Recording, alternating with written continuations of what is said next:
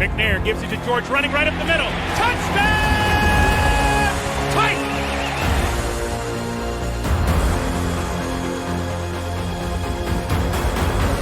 There are no flags on the field!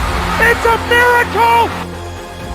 Safety, now you're one-on-one with it. Shows why he's the man! In trouble. Sack!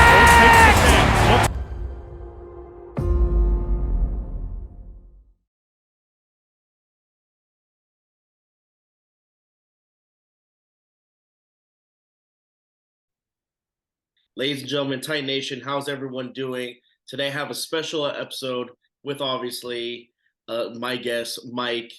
We're going to be talking about how contracts are structured, the tenders, first refusal tender, all that sort of stuff. If you guys don't know it, Mike's the guy that's going to break this thing down, might make it a lot easier for you guys. It's, not only do I try to bring in guests, but I try to bring in guests that's going to teach us and help us with our NFL careers, because everyone wants to be a GM now. So let's do this. How's everything, Mike? How are you doing, bro? Doing good. Yeah, I love free agency week, to be honest with you. It's chaos, but I love it. There's like news every minute, which is fun. Yeah, it's good, especially YouTuber news guys. I mean, it's the best because they can break things down all the time, but there's a lot going on though. Not only just free agency. Like, let's talk about. You want to talk about like what's the basic like a contract, how that's structured, and I guess we can go down the list and then probably give it like a nice example, including like the players we've had and stuff like that, man. Yeah, so I guess the best place to start is probably just with the general contract structure, because the numbers that get reported, like, and the good example right now is the Andre Dillard deal. Yeah. 3 years, 29 million, I think it was what it was reported. That is generally the way that this works, is that those are the numbers given to Ian Rappaport or whoever ended up breaking that one. I can't remember who it was. By the agent. So that is the numbers that the agent wants public. And then the numbers that you end up getting later a lot of times are, when a guy from the media or someone in the media ends up getting a hold of the actual contract and sees how it's broken down and is able to report on that. Gotcha. Those differences are important, because a 3-year, $29 million contract, you think, okay, all right, it's 9 something million per year basically, and done and dusted. That's what it is. That's really not how any of this works. So what really matters is what the total guarantees at time of signing are, because otherwise everything else can just be unguaranteed salary. So gotcha. Andre Dillard's deal has, say, $12 million in total guarantees at time of signing. It's basically like a 1-year contract, more or less. The team will have options to continue with him into years 2 and 3 of that deal, but they don't have to. That's non-guaranteed money. If they cut them, they aren't owing that money. It's not dead cap or anything like that. So gotcha. It really matters how this stuff is structured, because a lot of times, depending on what's important to a player, maybe his deal, just to use that as an example, is, say 3 years, 29 million, say the third year, which is almost never guaranteed. You have to be like a prime free agent to get a guaranteed salary into the third year of contract, no matter how. And now liar, basically. Right, exactly. Like maybe like Mike McGlinchey and Juwan Taylor probably have partial guarantees into their third year, but that's basically it. None of these other guys probably have any guaranteed money past year 2. So let's say in year 3, out of this $29 million he's making, $14 million unguaranteed salary in year 3. That's hey, if things are going great, the Titans get a little bit of control, he gets a little bit of a raise, so everybody's happy. But that money's down there. So then you've got $15 million basically split over 2 years. And how much of that is a signing bonus versus how much of that is actual salary money? Usually teams will set it up to where your first year salary is really low. So like if be $1 million his first year salary, but his signing bonus is $9 million. So what that does is basically that 9 million gets divided by 3 and spread over all of the years for cap purposes. He gets the money now, but for cap purposes, it's a $3 million charge this year, 3 million next year, 3 million Gotcha. after that. So, you know, his cap charge may only be $4 million. So in year one, right? So like all that stuff matters because like the numbers that are reported are just one little piece of like how this all actually works when it gets down to brass tacks, is like what this contract actually is. Yeah, I feel like a lot of people don't really understand truly what that means and stuff like that. And some people, you know, will like, you know, chirp in and put their, you know, what they think. Of course, there's a lot of people like that, you know, want to be GM and stuff like that. Now, what comes with like when they put like incentives and stuff? Because again, J-Rob used to do that a lot, right? He used to like to with their contracts. He used to always like to put incentives. If you reach a certain goal, you can, you know, you got the incentives. How did that work out? Yeah, I mean, incentives are like a good middle ground, I guess, because a lot of times. So one thing that's important with incentives is there are 2 categories. There are likely to be earned incentives, and there are not likely to be earned incentives. And that is all based on what the guy did the previous year. So let's take like Arden Key, for example. They say, all right, you reach, I can't remember how many sacks he had last year. I think he had like 4.5, 5.5, somewhere around there. Let's just say he had 5 sacks. They'll put an incentive. If they put an incentive in there that says you get $1 million bonus if you get 5 sacks, that is a likely to be earned incentive because he did it last year. Gotcha. If they put in a bonus that says if you get 6 sacks, you get $1 million bonus, that is not likely to be earned. And the difference is likely to be earned bonuses count against the salary cap right now. Not likely to be earned bonuses do not count against the salary cap right now. They do get kind of retroactively calculated in when they do the adjustments at the end of the year. So they'll get thrown in there, but they don't count against the cap right now. So most of the time, if you see bonuses like performance bonuses in there, it's going to be stuff that the guy did not do last year, so that does not get penalized against their cap right now. Gotcha. That makes a little bit more sense. Let's talk about who is one of the players that we just picked up. I think their franchise tag. The second, you're talking about the second round tender, the restricted agent tenders. Yes.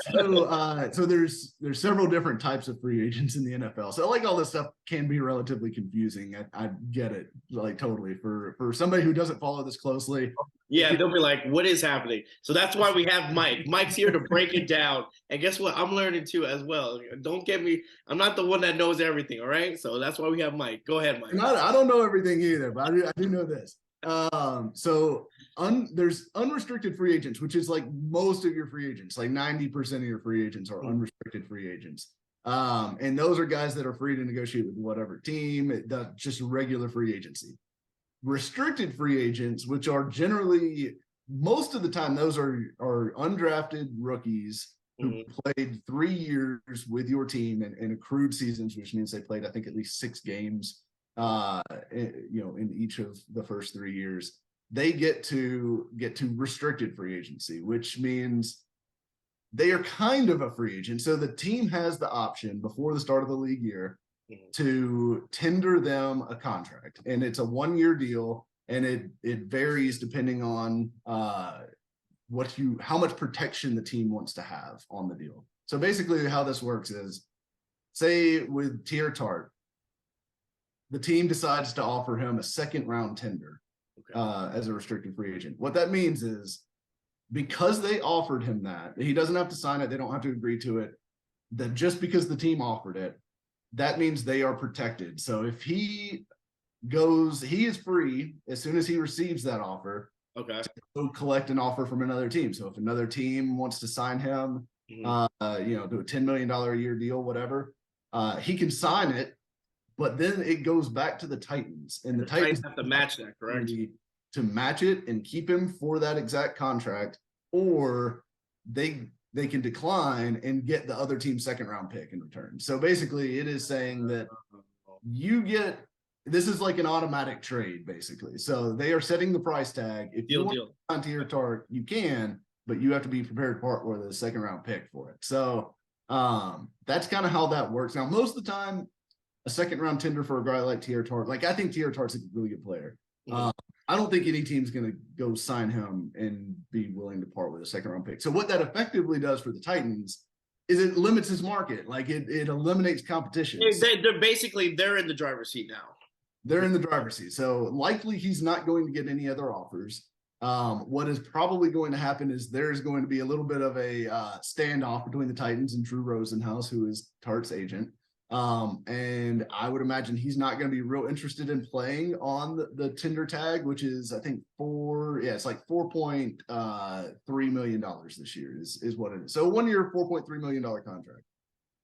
He can either sign it if he doesn't get another offer, or he can negotiate an extension with the Titans. But what that does is that gives the Titans leverage. So he can't not play. So or I guess he can not play, but it means that his rights still belong to the Titans, and he basically just can't play football or make money. It's a bad position to be in. It's a bad spot to be in. Okay, but it's kind of, it's really players don't like it. Teeter Tart's probably not real happy about the Titans. If they do give him that tender, it's a sign of respect that they don't want to lose him on one hand, but it also kind of gives them like, hey, like go try to get someone else. Like try to see if someone's gonna match you. That's why I feel like if I was a player, I'd be like, oh damn, you don't want to keep me like that. You're just gonna let me let someone else come in. So and so there's 3 levels that they can go to. So like there's a first round tender, which that would be reserved for somebody who was just an absolute superstar. Very rarely gets applied. I think Malcolm Butler actually got it with the Patriots at one point because he had turned into a really big time corner and all that. But that's $6 million. So it increases the amount of what the contract is that you have to offer to get the additional protection. There is a lower level than the second round tender, which is a first right of refusal, which would be $2.6 million. And that's what I would assume that the Titans will hit Aaron Brewer with if he does not end up agreeing to a deal with them before that.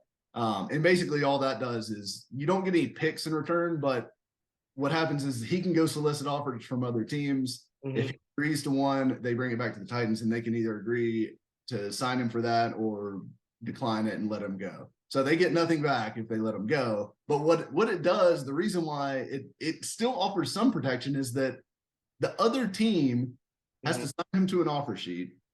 And then the Titans have up to 5 days to decide whether they want to match it. So basically they stick this other team in limbo for 5 days. And so it's like if you're weighing Aaron Brewer against another guy who's an actual free agent that you could sign right now and not have to deal with, are they going to match it? Are they not? all this stuff. You go sign the other guy because definitely he's 100% the same level player or whatever. So there's just like a pain in the butt factor, that kind of gets added in there and it does give them some protection, although it doesn't, net them a pick at the end of the day. Interesting. Again, tenders, they're apparently a pain in the ass, but they're there for a reason, The Titans have a lot of RFAs this year because Nick Westbrook-Akina is one too. It sounds like they're not going to tender him. So he could always come back on whatever. It sounds like based on Paul Kuharsky's reporting, he said they offered him a contract. He declined. They decided not to tender, and he's going to go test the free agent market. And of course, he could come back to the Titans offer and decide, okay, I couldn't get better after all, but. And we at swang. We have that guy. Everyone's like happy that he's gone. And like, we did not. We'll see. We'll see. He might come back. The Titans need to sign at least one, if not 2 tight ends. So I would not close the door on Swain just yet. Like I said, he's been there for a while, and he's been Titans' best blocking tight end, so which is sad. Like they need to find a better Jeff Swain, but they do need a Jeff Swain. And I've made this comparison on Twitter recently. Like when the Titans tight end room was at their best, it was Delaney Walker, Craig Stevens, and Anthony Fasano. And Stevens and Fasano were not pass catchers. I mean, those guys were like glass eating, like they were kind of tight ends. They were extra tackle type of tight ends, but really good at their job. They were great blockers. And Swain in the Titans' mind, that's the role that he plays. He's just not very good at it. Or I'll say this: he's not as good at it as what you would like to have. Like he's a better blocking tight end than Austin Hooper. I'll give him that. He's a better blocking tight end than a lot of the other guys that have been through these doors recently, but still not very good. So find a better Jeff Swaim is my task to Rand Carthon. For sure. I think that speaks to every Titan fan, man. We saw that. We're all happy. But again, if you understand the contracts, he might come back, right? He might come back. He might. Yeah. I mean, look, I mean, if he comes back for like a $2 or $3 million deal, people will absolutely lose their minds over that. But I mean, it may not be the worst. Like ideally, maybe if you do end up bringing Swain back, which I hope is not their first choice. I hope they're trying to find some of these other avenues. Like, can we get a Trevon Wesco? Like, give me something. Someone. But they could go out and get like Darnell Washington, which would be the premium version of that role. Like that would be a guy that is an extra tackle, but he also has some athletic ability and things like that. He could do something else. Darnell Washington paired with Chig is like an absolute dream of mine. And I just want to see it happen because this would be such a wildly athletic tight end room. But you also have like defined roles for them where they each have power, or they each have like a strength that the other doesn't, that they bring to the table. That like it's a perfect tight end room, honestly. I'm 100% in on Darnell Washington. Well, I see who you want. And hopefully, like I said, hopefully something happens. We'll see what happens. But again, thank you so much for breaking down the contracts, the tender and stuff. Hopefully everyone that's been watching understands it a little bit more with a little bit more example. Again, sometimes like me, like you just gotta like dumb it down. Like explain to me. It's like The Office. Like explain to me like I was 5 years old, bro. Just tell me how it is, because it could get messy. It could get really messy. So, but yeah, there's a lot to it. I mean, like if anyone ever has any questions, like feel free to just hit me up on Twitter. You can DM me if you want. Like I don't care. Like I'm not trying to like put you on blast or anything.